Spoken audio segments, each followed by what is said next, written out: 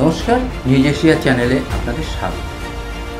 মুখ্যমন্ত্রী জানেন কি যে অধিকাংশ হাসপাতাল এবং মেডিকেল কলেজগুলো এখনও ঘুঘুর বাসা রয়েছে, এখনও সেখানে একেবারে কোমর বেঁধে দুর্নীতি চলছে।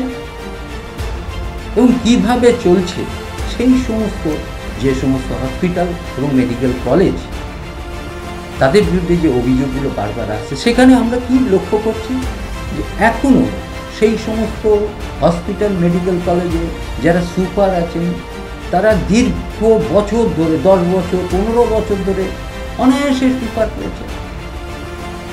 তাহলে এই যে 10 বছর দীর্ঘ সময় ধরে যিনি সুপার থাকে, এবং তার দুটো দিক থেকে যে আমরা লক্ষ্য করি, যে একটা দিক হচ্ছে যে তিনি খুব ভালো কাজ করছেন যার জন্য তাকে রাখা হয়েছে, আর একটা হচ্ছে তিনি কোনো একটা দুর্নীতির সঙ্গে জড়িয়ে আছেন যার জন্য তাকে সেখান থেকে সরানো হচ্ছে না, এইরকম অভিযোগ কিন্তু আসছে।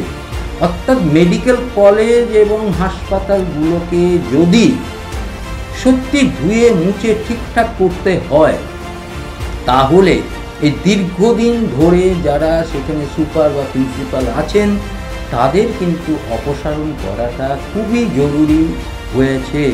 এই যে যারা দীর্ঘদিন ধরে মেডিকেল কলেজ এবং হাসপাতালে যারা সুপার বা প্রিন্সিপাল আছেন, তাদের বিরুদ্ধে সরকারিভাবে যদি তদন্ত করে তাদের বিরুদ্ধে কোনো অভিযোগ আছে কি না সেটা পরিষ্কার হওয়ার দরকার আছে কি নেই, এই প্রশ্নগুলো সাধারণ মানুষের মধ্যেই দেখা যায়।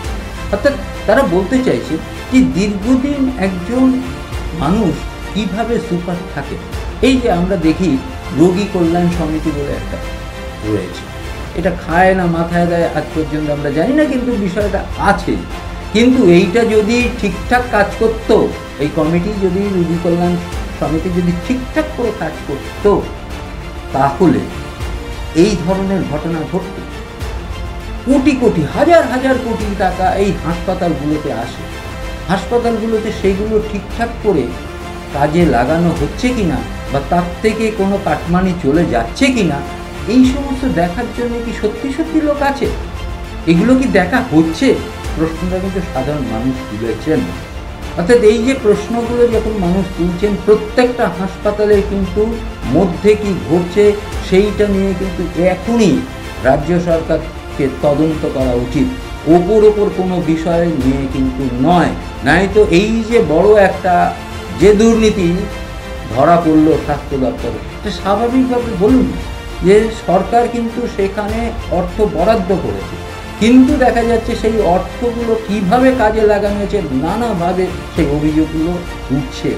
এমনকি আমরা যেটা লক্ষ্য করলাম যে টেন্ডার যেভাবে দেওয়া হচ্ছে সেটা যথাযথভাবে টেন্ডার দেওয়া হয়নি, এবং যে টেন্ডারগুলো কিভাবে টাকা সেখান থেকে তছরূপ করা হয়েছে এরকম অভিযোগ যেমন আসছে, এবং কাদের টেন্ডার দেওয়া হয়েছে সেটাও যেমন বলা হচ্ছে।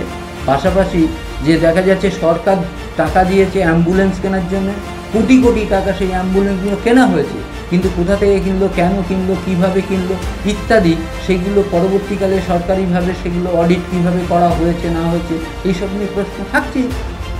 ফলে স্বাভাবিকভাবেই যে প্রশ্নটা বারবার উঠে আসছে, পশ্চিমবঙ্গে যে সমস্ত হাসপাতাল এবং স্বাস্থ্যকেন্দ্রগুলো আছে এবং সেখানে যে পরিকাঠামো আছে, সেই পরিকাঠামোর জন্য কিন্তু সরকার যথেষ্ট টাকা কিন্তু বরাদ্দ করে, কিন্তু সেই টাকাগুলো কি সঠিকভাবে ব্যবহার করা হচ্ছে নাকি সেই টাকাগুলো থেকে কাটমানি চলে যায়? আরেকটা বিষয় দেখুন, এই যে মেডিকেল কাউন্সিল যেটা আছে, এই মেডিকেল কাউন্সিলের কাজটা কি?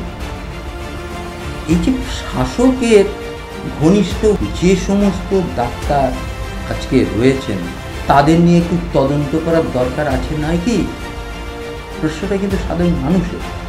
কারণ যে এমন অভিযোগ কিন্তু উঠেছে, এই মেডিকেল কাউন্সিলের মধ্যে এমন অনেকেই রয়েছেন যারা নাকি বাংলাদেশ থেকে পাশ করেছে কি পাশ করেনি, বা ভুয়ো ডিগ্রি আছে কিনা, বা কিভাবে তারা এলেন, তাদের ডিগ্রি কি, তারা কোথা থেকে পাশ করেছেন, তাদের সার্টিফিকেটে কি আছে, তাদের রেজিস্ট্রেশনে কি আছে ইত্যাদি নানা রকম প্রশ্ন কিন্তু সাধারণ মানুষের মধ্যে দেখা যাচ্ছে। হঠাৎ দেখা যাচ্ছে একজন ডাক্তার এসে গেলেন এবং তিনি রেডিওলজিস্ট বলে তিনি দাবি করতে শুরু করলেন। কিন্তু আদৌতে কি তিনি রেডিওলজিস্ট? তার কি সেই সার্টিফিকেট আছে? এটা দেখার লোকটা কে? তিনি আদৌ হাতুড়ে ডাক্তার, না তিনি পাশ করা ডাক্তার? তিনি কোথা থেকে পাশ করেছেন, কিভাবে পাশ করেছেন ইত্যাদি কেউ কিচ্ছু জানে না। অথচ কিন্তু এরকম অনেক ডাক্তার কিন্তু ঘুরে বেড়াচ্ছেন।